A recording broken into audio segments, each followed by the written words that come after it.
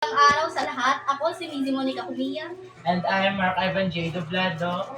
At may interviewin kami dalawang online seller dito sa Milani and General.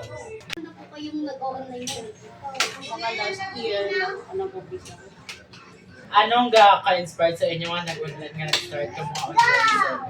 Kay tungod sa kapigadohon, wala imuon, kundi imbes kay tambay mo, mabuhay ka na sa bata mo maligyan.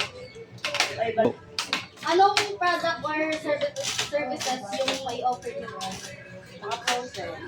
Ano ba mga frozen? Hindi lang po mga reseller ko sa mga kahit anong i-offer sa'yo. Mga yung mga SIM card, kung ano lang yung mga available. Paano niyo i-promote ang inyong mga naging na online seller? Na-promote ko, paano ko pinapanood ko sa post sa Facebook. Ano na, kapag nilabalik ako sa live, sa mga media. Anong mga challenges o mga problema yung nakaharap mo habang nagpapatakbo ng negosyo or habang nag-online?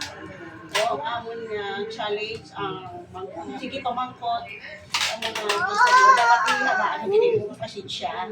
Tapos, kapag gina siya mga challenge, hindi na natural na may nalilang siya, tapos mga human ang negosyo, hindi lang nakaimo effort, kaya tayo sa ila. Dapat i-entertain mo man sila. Nabisan question na, nila pamangkot nila kung how much, hindi mo wala ka dyan, kung tagaan na. Presensya. Anong mga advice yung mga naibibigay nyo sa mga aspiring entrepreneur o sa mga nagbabalak para kang maggawa ng negosyo? Dapat, ka, focus. Focus ka, tapos, tagaan mo sa oras. Priority mo din ang mga business kung mag-start ka sa iyong negosyo. Maybe kayo ng mga product Meron. Pwede kayo mag-comment kay Melanie Hori. Meron silang yema cake, choco moist, at sa frozen food naman, meron chorizo, hotdog, at kung gusto nyo umorder, pumunta na kayo dito sa Talabaan, Venus.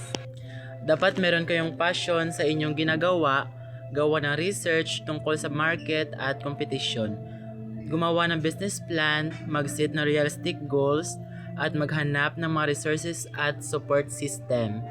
Kailangan din mag-ingat sa mga gastusin, mag-adapt sa mga pagbabago at huwag matakot mag-fall dahil parte yan ng pag-learning at pag-grow ng business.